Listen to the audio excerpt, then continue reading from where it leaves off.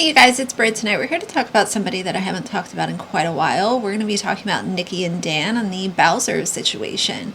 I know it's been quite a while since this has been kind of a hot topic, but Nikki decided to hop onto her YouTube and address being canceled. So we're going to react to part of this video together and have a little chat. So if you're interested, please keep watching.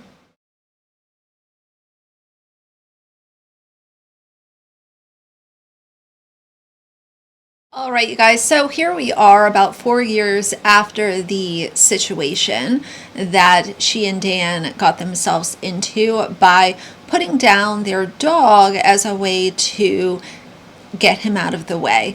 I have many videos on this entire situation and why it was so wrong and the lies that have been told. This was not a bad dog.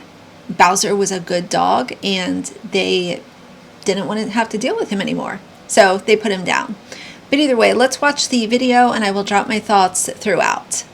And someone asked, I feel like I've answered this so many times, but I still get asked this regularly, and that was, do we have any regrets on putting down our dog Bowser instead of rehoming him? And then, well, the second question I'll lead into that, it holds hands with that. And to answer that, like I said, I've answered it before, but I keep getting asked. And the answer, how many times can I say answer, is no, we do not have any regrets. That's actually been kind of part of what was so trippy over the whole cancellation process in general, is when you have something bad happen to you and you... Imagine putting down a good dog instead of rehoming him, which Bowser was in a position where he should have and could have been rehomed very easily.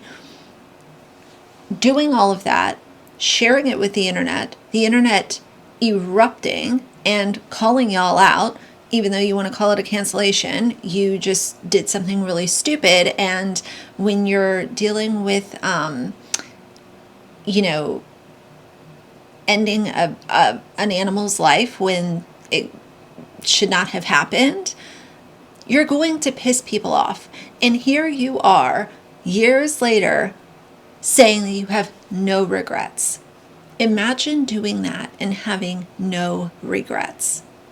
Don't like the outcome in general, and then you replay the situation over and over and over and over, and every time you land back in the same place, it's kind of a little bit trippy, because no, we would not have rehomed Bowser if we could go back in time. I've said this before, the only thing we would have done differently is either A, gone way back to the beginning of his life and gotten him training earlier in life when he was younger, though we have spoken to so many experts, essentially people that have raised many dogs, people that actually work as dog trainers, and some of those people have actually said to us, like, no, it wouldn't have mattered. Even the best trained dogs sometimes just snap. But I have thought that before, like, I wish we had gotten him training earlier in life. But in terms of like not being able to switch that reality and fast forwarding, no, we wouldn't have done anything differently. That is what we had looked into doing at first when everything unfolded, and it became very apparent through conversations with an expert that rehoming him was not going to be the best or kindest option, not only for Bowser, but also for the people that he would potentially be like put in their homes. Also, they really try to paint Bowser as if he was some kind of just like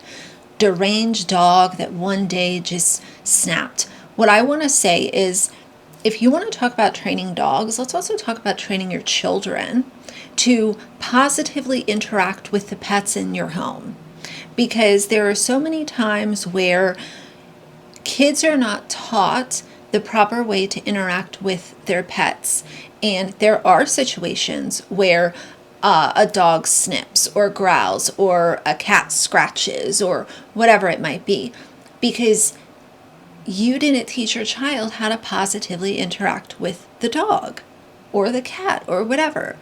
You don't, get down on the floor and put your face near the dog's food bowl when the dog is trying to eat. You don't do that. You don't tug on the dog's ears. You don't do any of the things that happened with Nikki and Dan, and then one day you want to come up with this narrative that it was a bad dog and, oh, it would have been dangerous to put him in another home. Bullshit.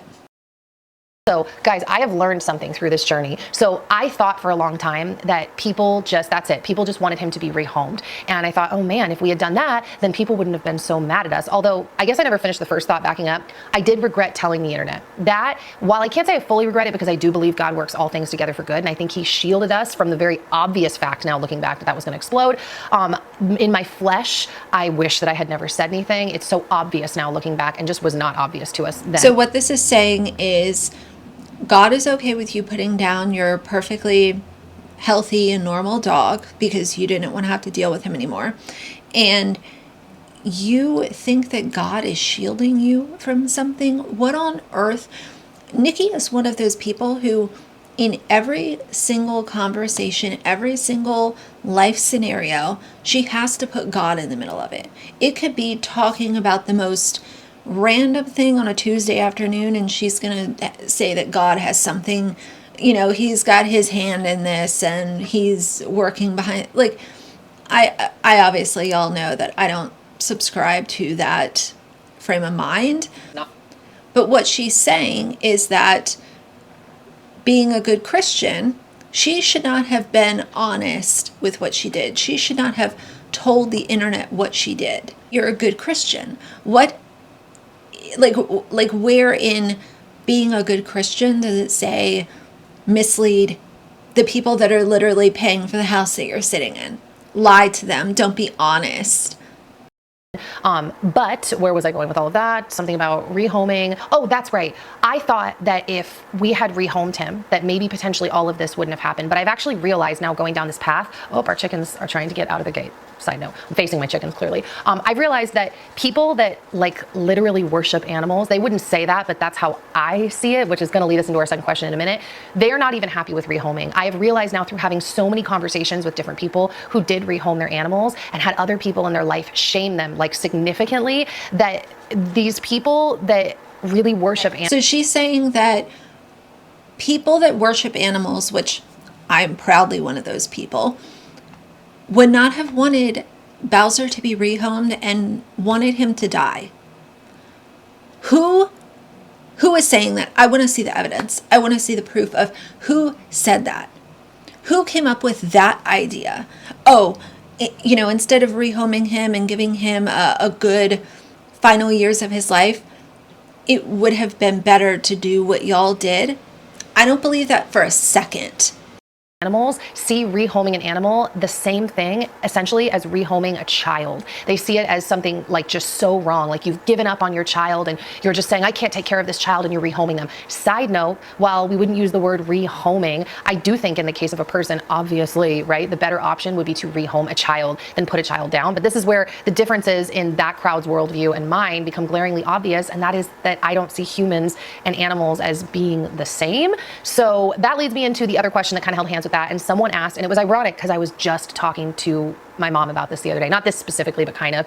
They asked if I would ever consider going on. Nobody has to look at something like humans and animals are the same, but most people that really love animals have equal love for both of them. It's not a competition, but I can tell you that my dog has never lied to me. People have lied to me. My dog's never betrayed me. People have betrayed me. So, yeah, I do worship my animals. I do worship my pets. Because every single time in my life that I've been hurt, it's been by a person. But call me crazy. I'm okay with that. Allie Beth Stuckey podcast to talk about our experience in animal worship and what that really looked like up close, because we faced that up close, as you know. And maybe you don't know. I realize I've gotten quite a few comments over the last year, and it's been shocking to me, of people that were like, I have no idea what you're talking about. You were canceled. It was a good reality check to get those comments, side note, or it's been a good reality check, because when everything happened and just, people calling my phone and newspaper outlets or news outlets covering us, newspapers, that's a little old fashioned now. it felt like everybody knew. And so it's been a good reality check, like I said, realizing that like, no, not everybody knows what happened. So I was actually talking about this, the thought of having a conversation about our story with someone in a podcast type setting. I've done it once. If you didn't hear it or if you didn't hear it, I think I linked it once. I did an interview with my friend Todd Herman. He's a podcaster, and we discussed our whole cancellation. And it was crazy talking to him because I have not talked to anyone else in a podcast like format around our cancellation and just everything that unfolded. And it was crazy to have that conversation and see how much I'm so tired of people labeling accountability as being canceled. What happened with Nikki and Dan is they put out that video. They were casually sipping on their coffee cups and made it this nonchalant thing like, hey, we put our dog down. And they did not think that people on YouTube would go into their videos and pull up old clips of Bowser. And how was he reacting? How was your child interacting with him? Like, what was really going on here? They didn't think any of that would happen. And people looked at their old content and came up with what really happened. I'm pretty sure, don't hold me to this, but I feel like I remember there being a video of where Bowser was being trained.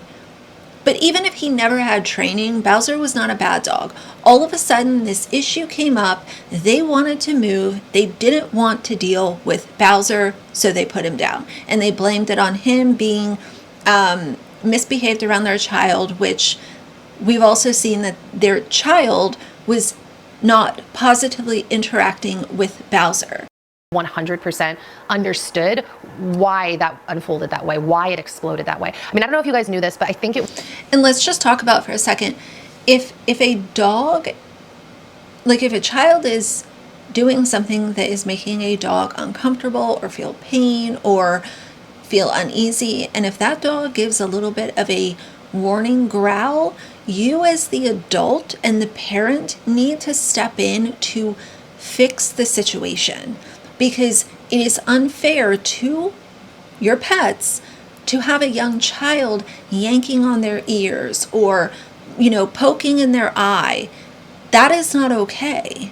Was at the last Democratic National Convention, there were people like walking the floor and interviewing people advocating for the idea of giving a child tax credit to someone if they have a dog or a cat. So we are living in a completely different world now where people are viewing animals here in the West in a completely different way. And that is really a big part of it as well, is realizing that like our cancellation was very much a westernized thing. In other countries, they literally eat dogs. Our dog slept in our bed for over a decade. And at the end of his life, it became clear that that was the path we needed to take. It was one of the most painful things I've ever experienced in my life. That is a big part of what made the cancellation so painful. Imagine trying to say that in other countries people eat dogs, so our cancellation was very Western. First of all, again, it wasn't a cancellation. For you to try to skirt accountability by saying that in some countries they eat dogs is like, and of course, it's no surprise, Nikki's a big Trumpy. She loves Trump, and she's, one of those. And I think that a lot of her language and the content that she has put out is obviously a dead giveaway on that. But what a stupid way to try to discount your own decision. As well was not just, oh, I'm being canceled for something. We were canceled for something that was so incredibly painful and personal, and figuring out how to navigate that. And it was so unexpected. Like I said, we feel so dumb in retrospect, like you should have expected it, but it was so unexpected for us that navigating that already painful thing and then just having it blow up was just buck wild. But that being said, I totally would. I don't know this imaginary land. Like, I don't know why. I can't picture Allie Beth Stuckey reaching out to me to talk about this, but also she does cover the animal worship thing. And I know that that's why this person brought that up. And I would totally have that conversation. I feel like as time has gone on, things have only gotten clearer. I've only become more like aware of that animal worship strain and culture that runs through culture. And I've become more confident, I guess you could say, because I get hit with such horrible things online all the time that I've kind of gotten used to it to a degree, at least for where I'm at right now. So there we go. Okay, so the next question is, how do you teach your kids to be free thinkers, even if that means disagreeing with you? So either way, that's the part of her video that discusses Bowser. I just felt like it was important to kind of, talk about this because I did cover the Bowser situation in great detail. And if you have some time today or tomorrow or next week or whatever, and you want to go kind of down that path of what happened, my description box will have all kinds of links for y'all.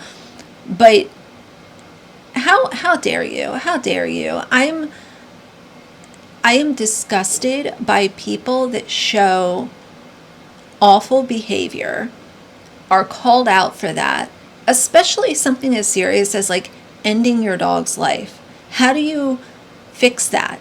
You already made the ultimate decision, so there's no coming back from that. But as always, I can't wait to see what y'all have to say. So for now, if you like the video, please leave a like in the comments, and if you'd like to see more from me in the future, please subscribe. I'll see you guys soon. Bye.